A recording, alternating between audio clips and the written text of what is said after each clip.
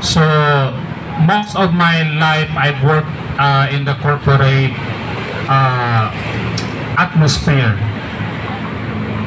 Tapos I started writing about national politics in 2020. Actually, I started in 2016, but in 2020, when I started writing about Tatay Digong, I always have a viral article. But I stayed as corporate employee pa rin, executive sa real estate. But my heart keeps on telling me, you don't belong there. Dapat bukas maaga na lang tayo. Tutulong kang pukawin ang natutulog na bansang Pilipinas. So madalas akong mag-viral sa social media. I'm more into English writing, tapos political analysis. Tapos I've had my share ng mga tinatawag na viral. In fact, this year, nung nagsulat ako about GAA, nagalit ang Malacanang at si Torre nagpasikat. Kaya yung bahay ko sa Cebu, ni-raid ni Torre with at least 20 CIDG officers para kunin yung cellphone ko at mga computer para lang maharas ako. Tapos sinabi ko sarili ko, ano bang nagawa ko? Ang sinabi ko lang naman ay ang totoo. I realize ang pagsasalita ng totoo, magiging kalaban ka ng walang huyang mga magnanakaw na nasa gobyerno ngayon.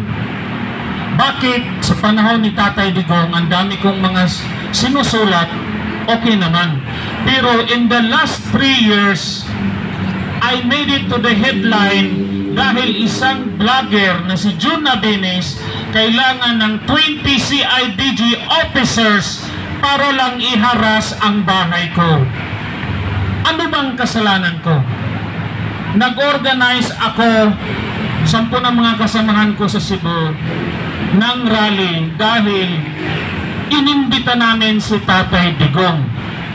Gusto nila na patahimikin ang mga taga Cebu, gusto nila na matakot ang mga taga Cebu at walang dadalo sa rally namin last February 22 dahil andon si Tatay Digong.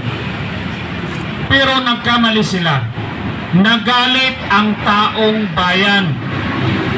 Napuno ang venue namin at nakita ko, isa yun sa pinakamalaking rally na nangyari sa Cebu in the last many years.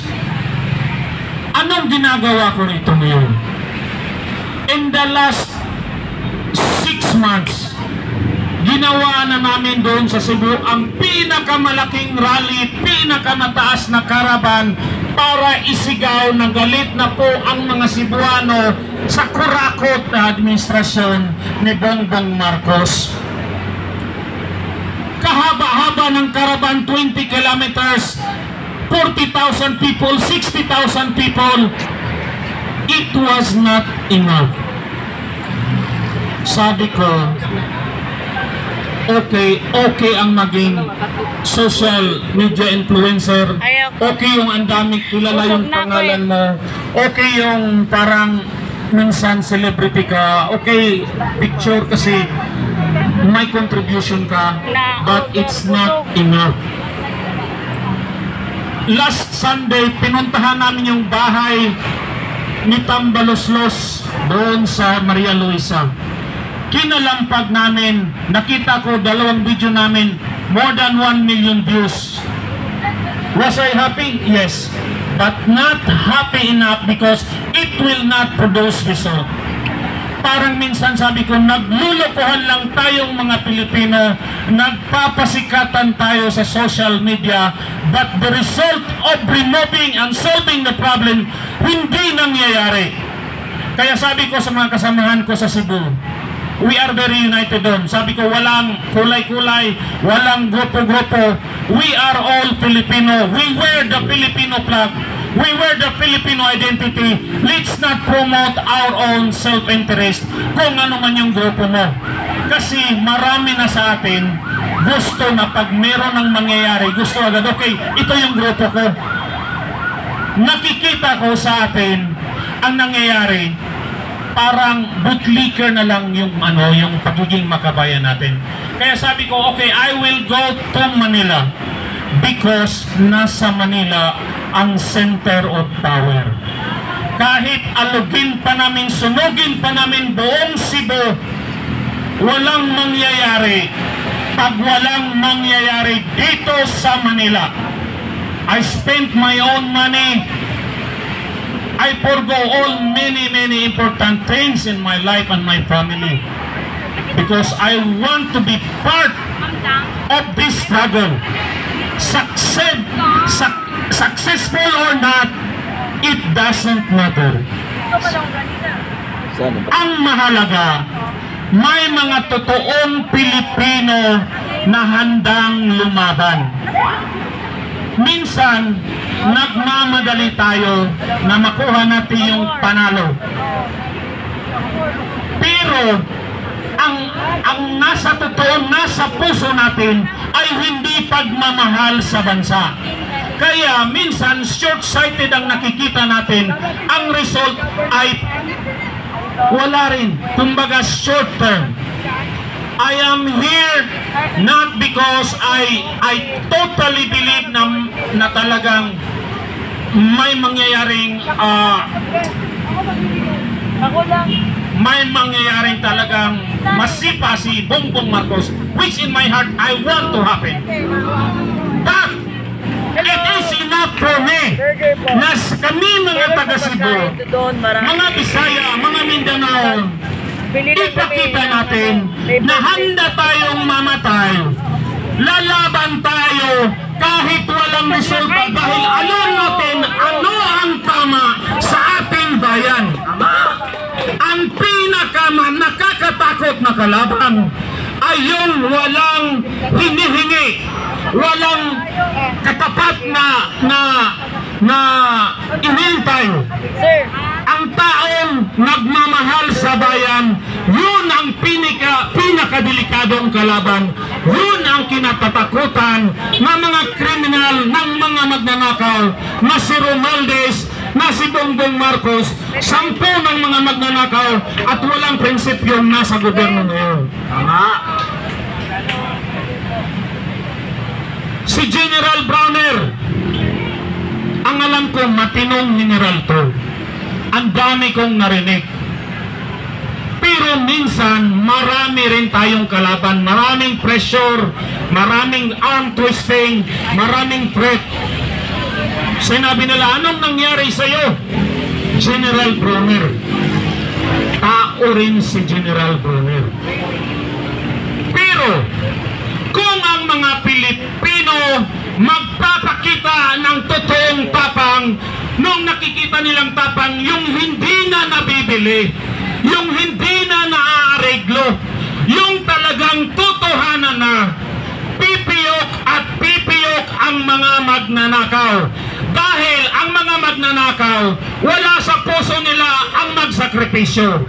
Gusto lang nila magkapera. Kaya si Martin Romualdez natakot dahil nakita niya na kahit kunti lang tayo dito, kunti lang. But that is just the tip of the iceberg. Tip lang tayo ng totoong nagagalit na milyon-milyong Pilipino.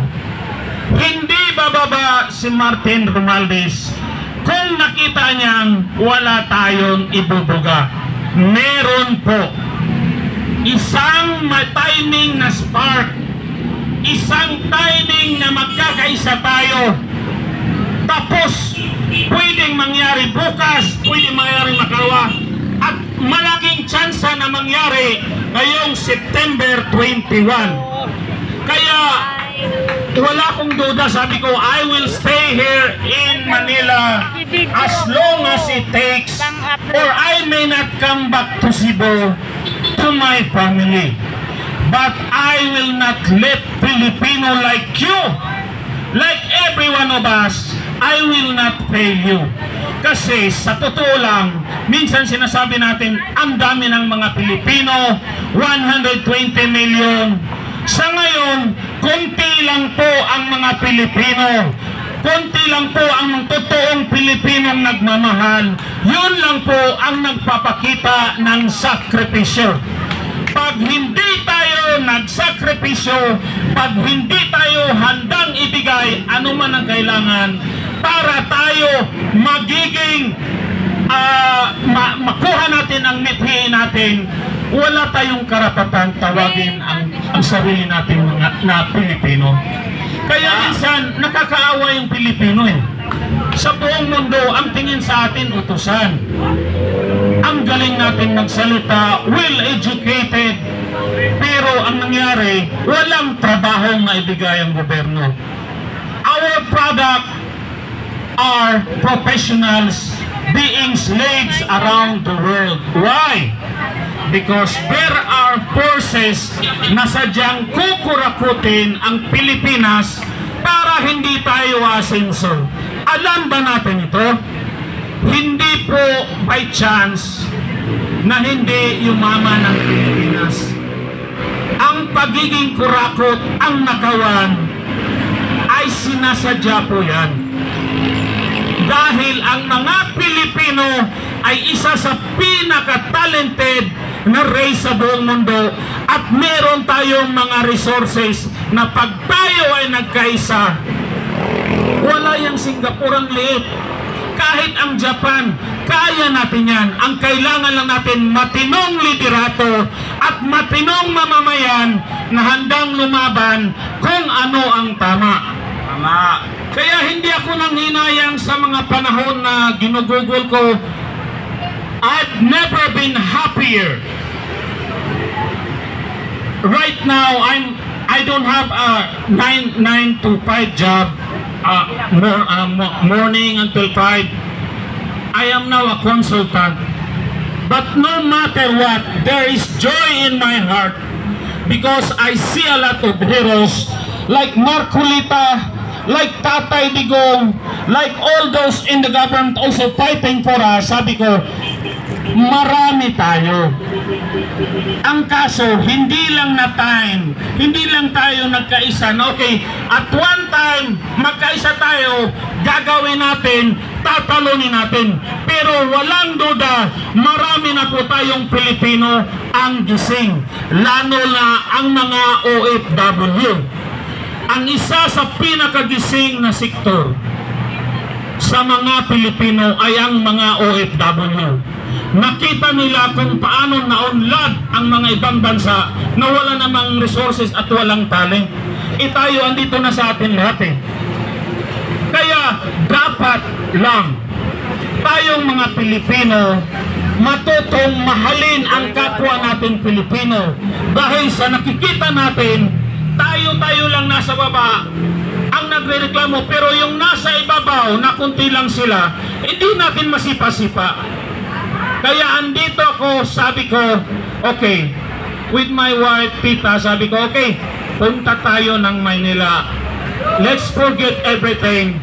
I want to go home, Cebu, na iba na po sana ang presidente. Dapat na siyang bumaba. Dahil nakikita ko na yung matatapang, nakikita ko na yung mga retired generals, retired colonels, officers na handa na po sila anuman ang mangyari. Sabi ko, kung meron tayong mga matatapang na tulad nila, ako wala binigay ko na, matagal ko nang sinabi nung niraid ako ni Torre. Sinabi ko kay Torre, kung talagang matapang ka, magkita tayo one-on-one. Kasi tinawanan niya ako eh. Mga basura. Ano raw ako, iyakin daw ako. Kaya the next day sabi ko, Torre, kung talagang matapang ka, I want to meet you face to face tayo lang dalawa. You can choose any kind of fight. I just want to test you kung talagang matapang ka. Episode naman pala talaga story.